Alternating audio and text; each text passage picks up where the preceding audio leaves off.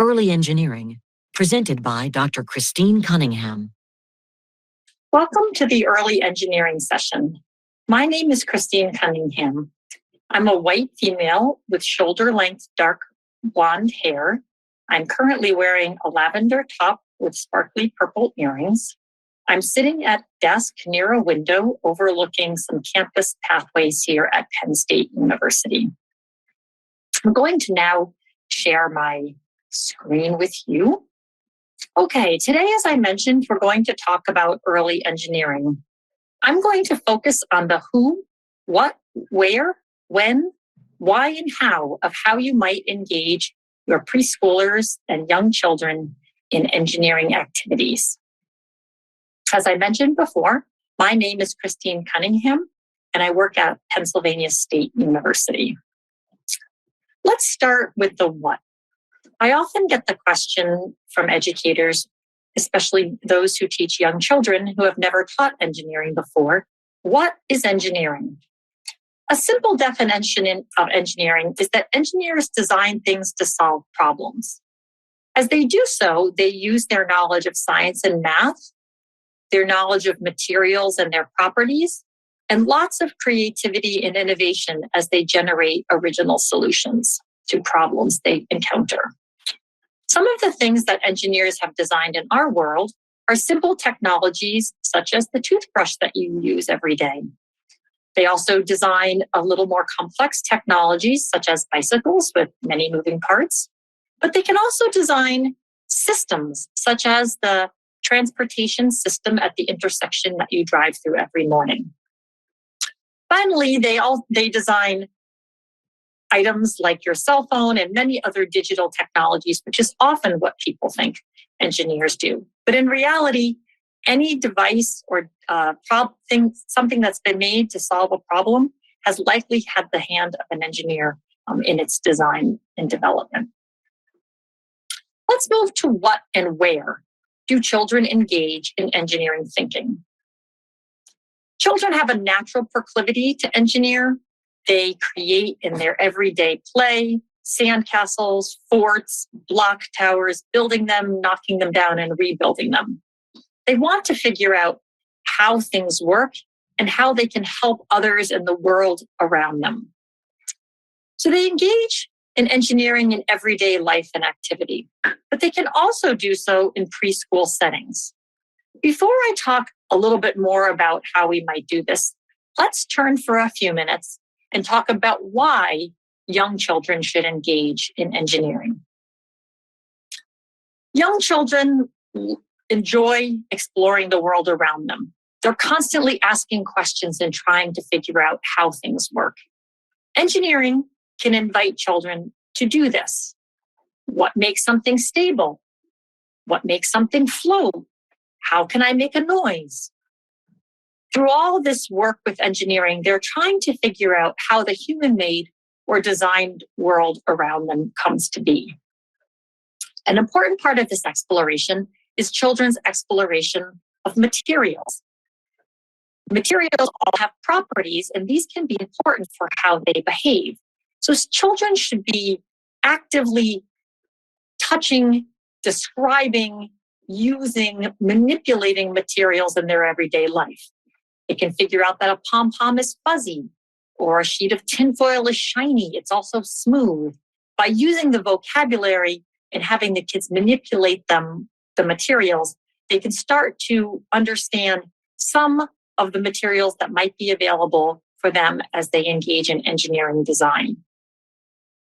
Engineering can also invite children to meet a goal or solve a problem. For example, they might be asked if they can design a pillow, a soft pillow for a doll's beds. As part of the goal definition, children might ask, what are you trying to do? What is it that we're trying to make or create? And then also, how will you know you are successful?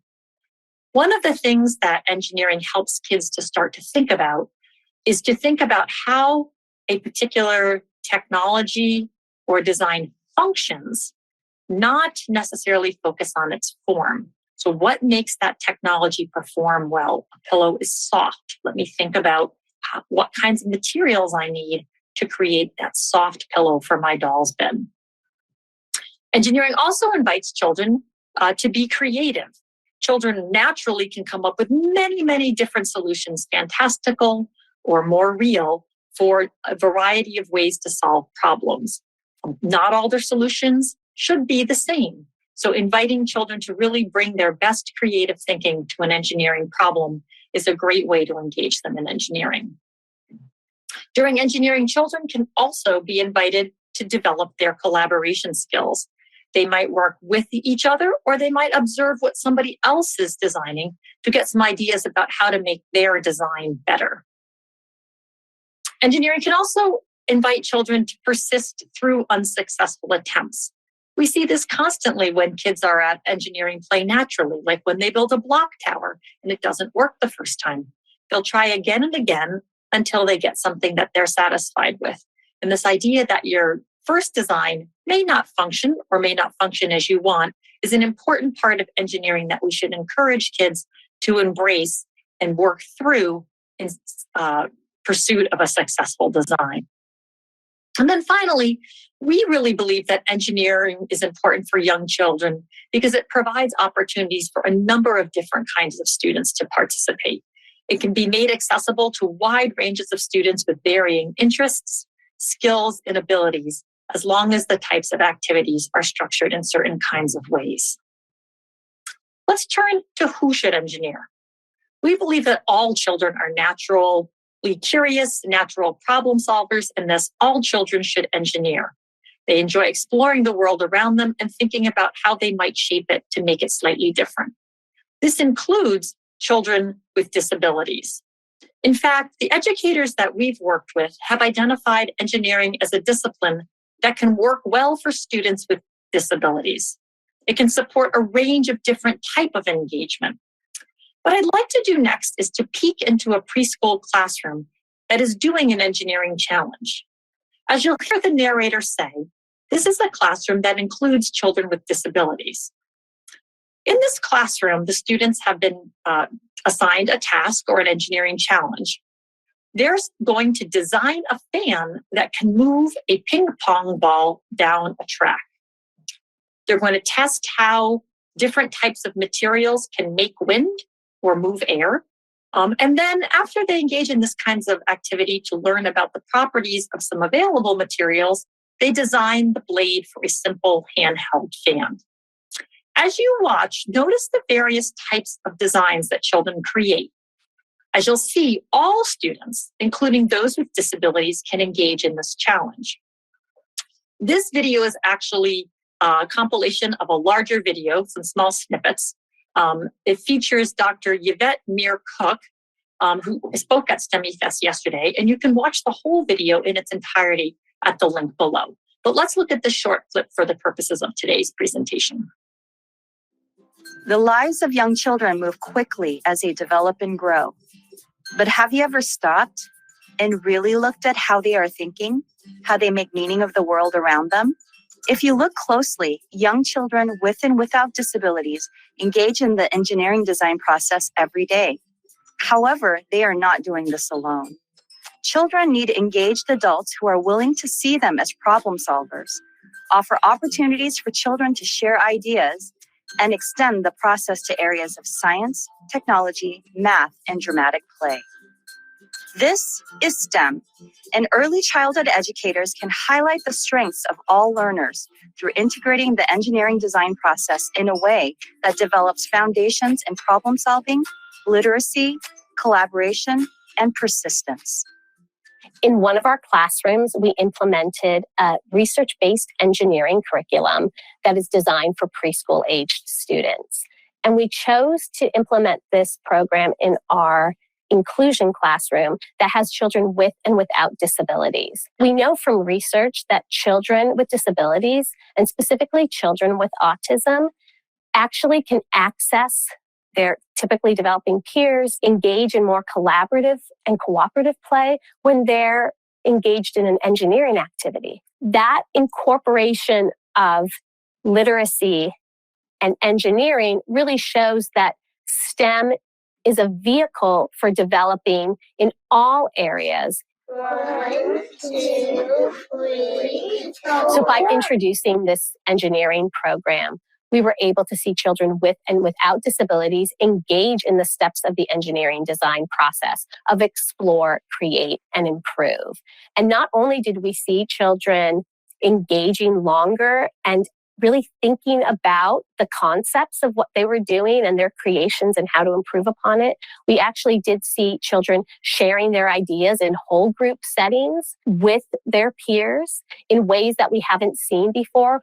And from the perspective of preparing children for their next educational experience, that ability to be in a whole group setting and share their ideas and know that their ideas matter and can solve problems and make a change is something that's really powerful that we're able to give students just by having them engage in engineering. And this is true with children with disabilities as well as with children without disabilities. So I want to talk next, as we think about that video and what you saw there, about how high quality engineering activities for preschool students and young children might be structured. Here are some of the things that we've learned through our work. First, focus on a familiar and simple technology. In the video, you saw the kids were making a handheld fan. So this technology and how it functions are easily understandable to a preschooler or young student. Pose a challenge or a problem that the kids need to accomplish during their engineering. In this case, the children understood that their goal was to design something that would move a ball down the track to the end using air and wind. The children of this age could accomplish this goal. Sometimes they needed a little worker support, but it was definitely within their range and age appropriate. Ensure that the choices of materials that students make matter to the design. So we believe young children should have the hands-on exploration and explore properties of various kinds of materials. Through this, they can be exposed to lots of different kinds of vocabulary. Is it floppy? Is it stiff? Is it glue? What's important is that the properties of these materials matter for the design and how it functions. So in this case, with the fans, children needed to select materials that were stiff in order to catch the air and make the ball move. Not all of the materials that were made available to the children accomplished this task, and so it got them thinking about the properties and which mattered for this choice of design. Invite the children to make lots of different kinds of solutions. An engineering challenge that's effective, we believe, should have more than one way of solving them. In the video, you could see that the children's designs differed. Some of them used sponges, some of them used foam, some of them used a mesh or a combination to create the tops of their fans.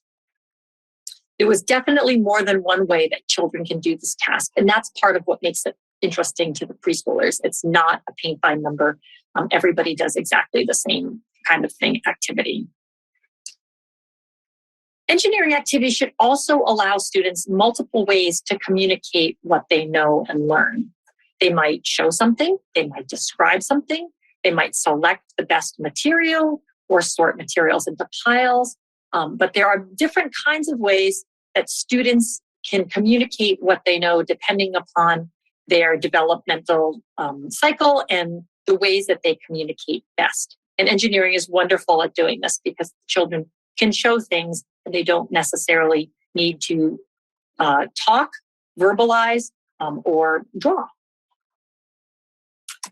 During engineering activities, it's also important to have time for students to reflect and share.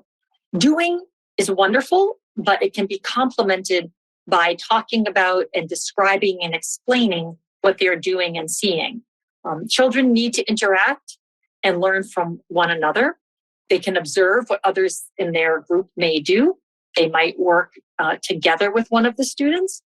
They can also make connections between what they're doing, what others in their class are doing, and the world around them. And then finally, we may want to connect engineering to other disciplines and children's lives. So science and engineering are closely wedded.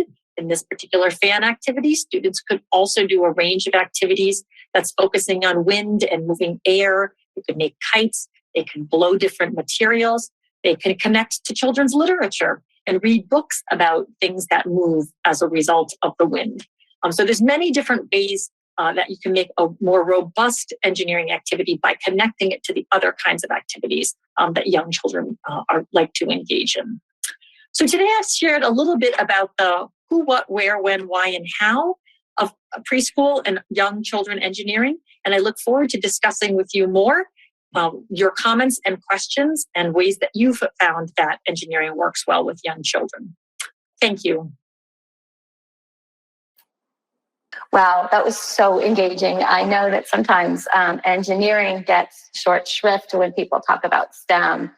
Science and math tend to be sort of the monsters that take over everything. So I'm really thrilled that we have the opportunity to talk today about engineering. Welcome, I'm Dr. Christine Paradigm. I am part of the STEMI team here in Chapel Hill, North Carolina. I am a white woman. I have shoulder-length dark brown hair, blue eyes, and I'm wearing glasses that are blue and brown. And I'm wearing a dark-colored dress with little gold flowers on it today. I'd like to introduce Dr. Christine Cunningham. I'm going to have her join us, and I'm going to let Christine introduce herself.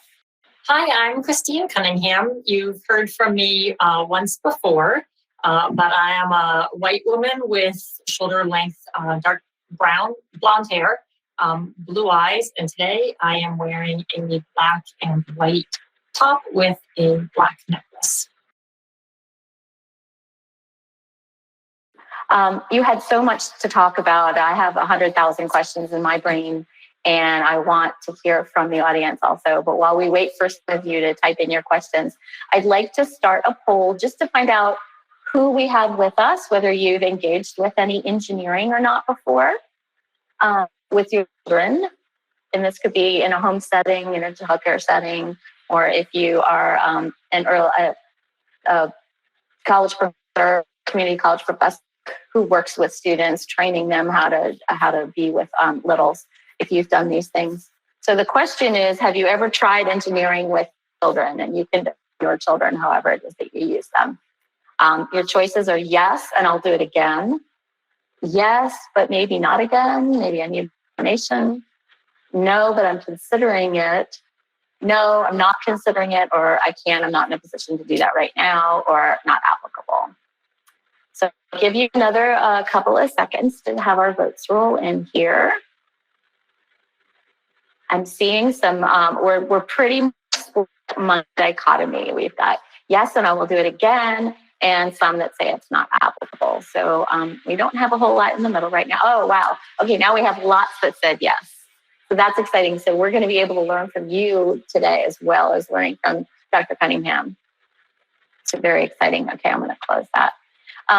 Okay, so while you think of your questions, and please put them either in the chat or the question box. And if you're not sure what those things are, they live at the top part of your menu in the little window all the way to the right.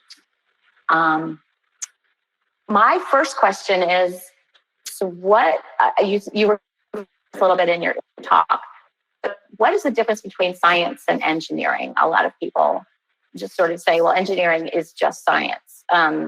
So how are they different? Could you elaborate on that a little bit for us? Sure. And first I want to apologize. I'm not sure what happened technologically. You only saw one slides. So there were actually beautifully created slides that were supposed to accompany that presentation. And technology is, well, it can be interesting at times. But to the question of science and engineering, as Christine mentioned, they are closely related, and they certainly work in concert with one another. When I get asked this question by educators, what I tend to draw their attention to is the purpose of the activity. And so scientists in general, and when we're doing science, what we're trying to do is describe or predict the natural world. So we might try to think about what the weather is going to do, or how a seed becomes a flower. those are sort of scientific pursuits that are designed to be replicable and to add new knowledge to the world. Engineers certainly use science and they use mathematics, but in general, what engineers are trying to do is to solve a problem by creating some type of technology. And technology goes beyond just digital technologies like smartphones or computers. It can be as simple as a fork. So a fork is a technology that people determined and figured out, engineered years ago, that help us pick up food. In another culture, you may use chopsticks. That's a different kind of technology solving a similar kind of problem. So engineering is really focusing on creating designs that solve problems, and science is really focused more on developing new kinds of knowledge and understanding. But engineers certainly use science all the time, and scientists also may need to design a tool or a device in order for them to accomplish their scientific work. So they are very closely interrelated. Oh, good. Differentiation is really important. Thank you for helping me understand that. I hope you help some others. We do have a question from the audience, and that question is, how can you encourage reflection and sharing with children who are nonverbal? Because I know you were talking about it, or Dr. Murray Cook talked about how engineering gives us an opportunity for children to collaborate. So this participant would like to know how you encourage reflection and sharing with children who are not typically very strong verbal people. I think that's a great question. And we've thought a lot about this, both in terms of children who are nonverbal for various developmental reasons, and also children who may not be verbal in the same language that we speak. So we have a huge research strand right now focusing on English learners. But the answer tends to be similar, which is that engineering provides a lot of really great opportunities for kids to show what they know. So for instance, in the little fan activity, which you could sort of see in the choppy video, the students are thinking about what they might select to make a fan that actually works to get the ball down the track. And they could demonstrate their design. You also might have students sort the various squares of different kinds of materials into two piles, one that they thought worked well and one that don't work well. You could give them a new material they haven't used before and ask them to figure out which pile they would put it in. And so that starts to let you see whether or not the student is picking up on the fact that the stiffness of the material is a big component in how well their design works. And so I think as we go into classroom settings, watching what the kids are doing and how they're doing it can provide a really rich source of information about their design thinking and whether or not they're picking up on some of the central design principles without ever having to verbalize or use language. Another way, as kids get slightly older, it doesn't work so well for the really small children, but as they start to become kindergartners or first graders, another tool that many students can use is they can start to draw things. And so oftentimes students who don't know words or don't want to use language are more willing to do a draw or a sketch. And so we've used that as another tool to have the students help us or show us, again, a show instead of a tell, but show us how they're thinking about the engineering problem and whether they can recognize some of the central features to what makes a particular design or technology function well. Oh, great. And then it also allows them to document what they've done. So that would be sort of a small piece of that, especially as they get older. So you said something that really made me curious. piles of things that are sort of supposed to work and piles of things that are not supposed to work.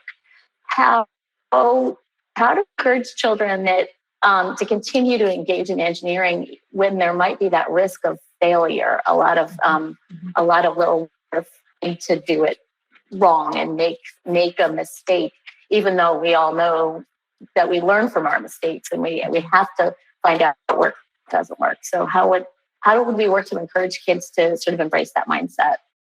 Yeah, I think one interesting thing about young children, preschoolers and early elementary school kids, is that they're actually way better at working through failure than older kids are. So it's kind of a natural part of their world. If they've designed block towers, they fall over all the time. If they're stacking pillows to make a pillow fort, they'll keep trying even if the first solution doesn't work. And so they have a way of looking at the world, which is, if it doesn't work at first, try again.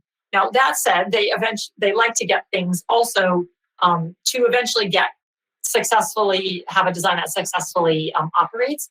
And so a couple of the things that we try to do with kids is really focus on, what did we learn from that and what else might we do? So asking questions that help them drive toward another solution. We tell children right up front that you're going to have multiple attempts to try solutions, so they know it's not just I'm either going to get it correct or not correct. They're going to go back. They're going to have an opportunity to work on this more than once and improve it. Even if it works the first time, we send them back again. And part of the way we do that is, communicating that up front. We let students know up front that if something doesn't work, that's a learning opportunity, and we're all going to learn something from that.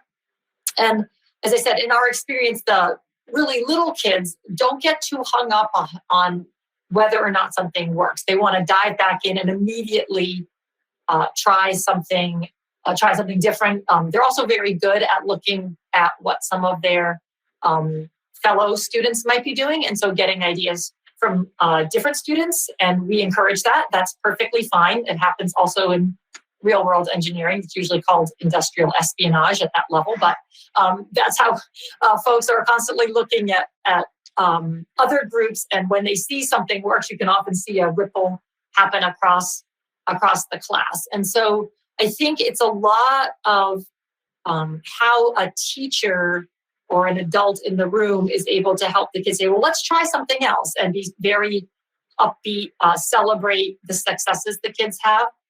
That said, I will mention an interesting anecdote. When we were developing some of these preschool activities, my team actually developed the fan. And you saw, we had some ideas about having kids post things like into 2 columns about which materials worked and which materials didn't work. And what we found is that with really young kids, if a material doesn't work, they don't want to touch it again. So what works is everyone focuses on what works, but getting them to think about what didn't work is not a super productive question with little kids. So for instance, we would have the kids, if they were testing multiple things, pick which materials worked, and they put the materials that did work in a box. And the ones that didn't work, we just left alone, because they are not interested in exploring why things didn't work. So that was just something that was different for young children. Then by the time they're in first grade, second grade, you can actually have them make tables and charts that focus on both what is working and what is not working. But to date, we have not found a very productive strategy, or not been able to engage young children in those kinds of conversations. So we decided that it may just not be developmentally the right place to be focusing on. And while we give them things that don't work and we make sure they're present, and they figure out what they are, we don't focus the conversation on those. We move them into the things that seem to be working. And that was informed by hours of time watching young kids in classrooms. That's so interesting. I'm so curious about how that piece develops and when that connects, when they can sort of make that decision and hold it. So I actually have a question following that anecdote. Did maybe with the one activity that they do, the next activity, if one of the icky materials appeared, one that didn't work, would they sort of automatically not even bother to try those with the next activity that they work? Like if you give them cotton balls to build a bridge, obviously that's not going to be a super helpful material in order to build a bridge that's going to support a toy car. And then the next activity might be something else. You put the cotton balls in there. Did it color their decision making for the next time? I'm just curious. I don't know if we ever had the same class doing multiple, like different activities. We were in different classes. I can only speak to that question sort of in a slightly different way, which is that we learned with young children that you have to select the materials very carefully. And the reason we understood this is actually one of those little fortuitous things, which is that we had some little smiley face erasers that happened to be hot pink, like hot neon colors. And especially the hot pink neon smiley face erasers were absolutely the favorite material. It did not matter what we were designing. There were a set of particularly girls who were going to use that. And so that got us recognizing that sometimes the kids weren't focusing on the material in the way you thought they were focusing on. They really liked the shape. They really liked the color. And so we replaced that smiley face fun eraser with just a boring old traditional, blah pink eraser. And it completely solved the problem. Nobody was picking that because they liked it. So there is something about affiliation, and they would pick that no matter what challenge we put that eraser in. It would stop the first choice. So there's something about students, liking a material or having preconceived notions that certainly comes into play. But it would be interesting to see, and we haven't done that research, to look at if they did this fans activity and the mesh didn't work, if we did another activity that was about sort of filtering toys out of a bucket of water, where the mesh would be the preferred thing, whether they would make that leap and eventually be able to get there. But that is a question we haven't looked at. So I'd love to try that someday. Interesting. And what this speaks to is tuning into interests of children. And sometimes you have to sort of first take away favorite things. The activity, you just have to pull them. So we're talking about materials and, stuff that you give the kids to work with. And we've got a question. What are your thoughts on using real tool materials for engineering activities? For example, using wood and hammers and nails and hot glue guns. And I guess the question is really tuning into, is it better to use these things or is it better to use make-believe tools? Or something more, maybe even something more simple. Yeah, so I can talk about this from the decisions that we've made, which shouldn't be seen as monolithic, because certainly I think a lot matters. Like if a parent or an adult is doing something one-on-one with children and they have a lot of supervision, you might make a different set of choices. But we, when we design materials, we try to design to work in settings across the country. And so we follow generally what early educators tell us is possible. And things like hot glue guns haven't showed up in anything that we've done pre-K through grade 5.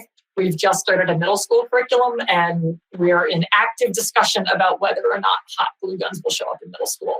My hunch is that many teachers are not going to want those in their classrooms just because of safety concerns.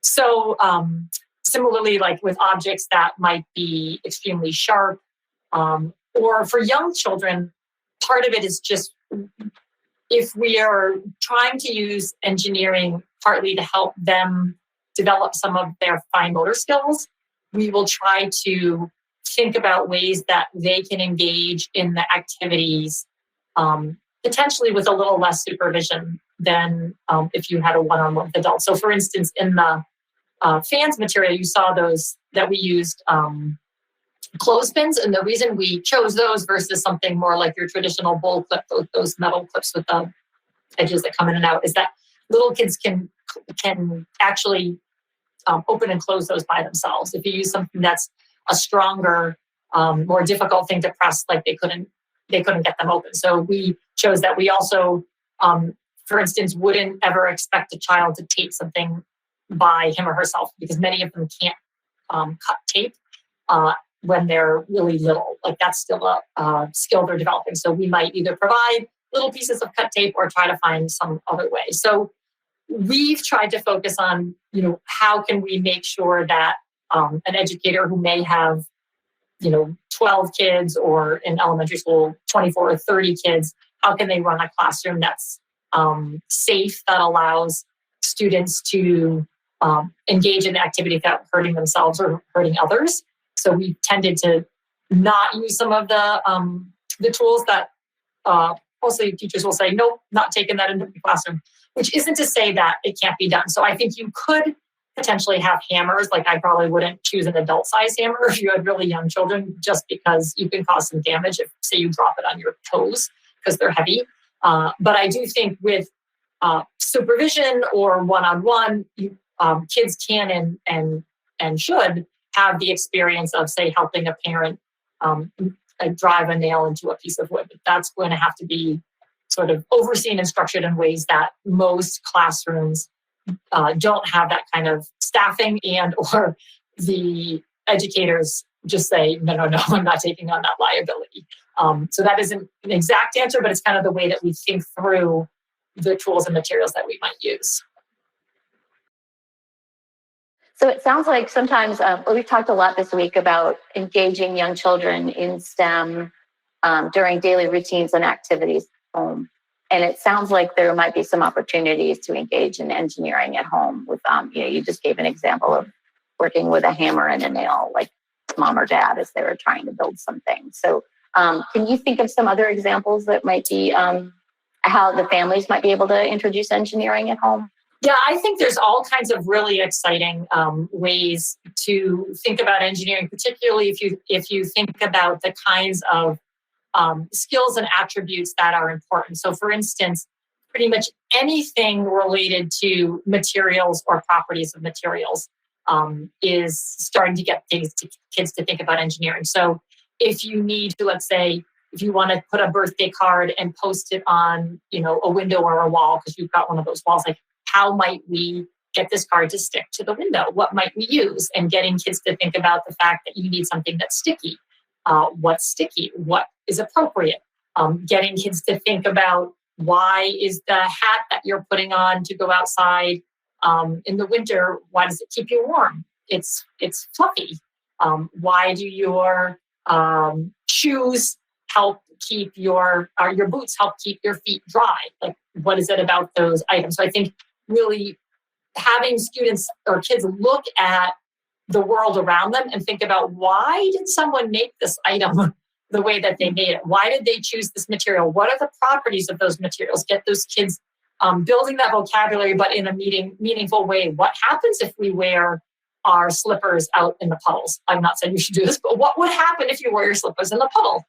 They would get very wet. Why do they get wet? So I think there's a whole rich exploration of materials and everything you're doing. You can sort of ask questions with young kids about why that material works the way it does.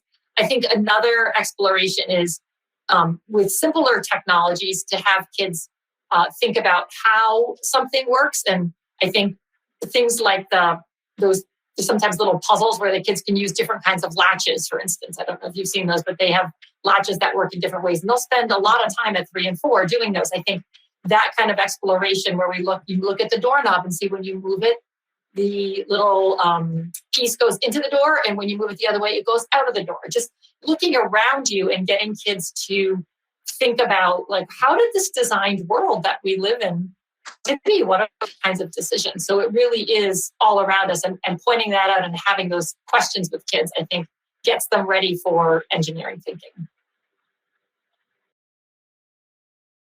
Those are great examples. I'm also thinking about like loose parts.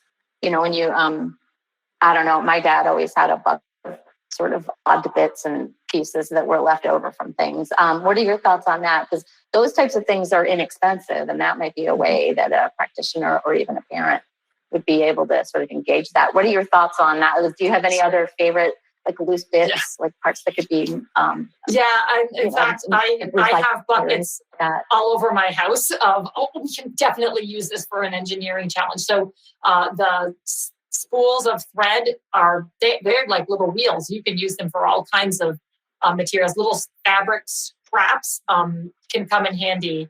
Rubber bands in various places and forms. Pretty much, I mean, it's hard for me to throw anything out. Recycling boxes, like you can make a lot of things if you can start cutting or stacking boxes in recycled paper. So as long as it's not sharp, you can come up with ideas and ways that kids might be able to build a structure or create a sunroof for the patio for the block tower that they built. Can we build a roof that keeps the sun off of the picnic table in the backyard?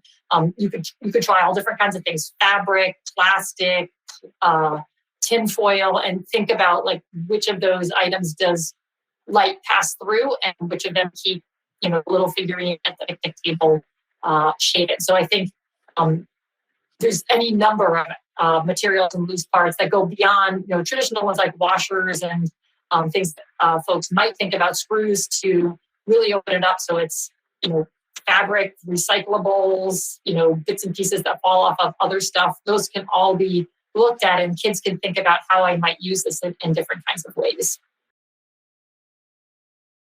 So hands-on, gather stuff and let them at it, right? Yes. We had time for one more question before we are actually finished. I have so many more questions to ask you. We've got one from the audience, and I want to be sure I ask you. And she wants to know, what are some milestones that would be assessed in early engineering, and what learning objectives should early educators focus on with their kids? Yeah, that's a really good question, because when I moved from working at the elementary level, where I was working for a couple of decades, into thinking about, okay, what does this look for preschool? We had to start to ask ourselves, what is preschool engineering, and what do we want kids to be doing? And of course, like anywhere else, there's a huge range of developmental milestones that might be going on. And so part of what we try to help kids think about is can they do some of this materials, figure out which materials work and don't work. And that might need to be through a fairly scaffolded activity where you encourage them to try one and then try another and then try a third, because some kids can easily switch and some kids just focus on one material and just can't get off of that design. I think another milestone, if it's appropriate and not all kids can do this, is can they start to use some of the vocabulary as they talk about what they've done?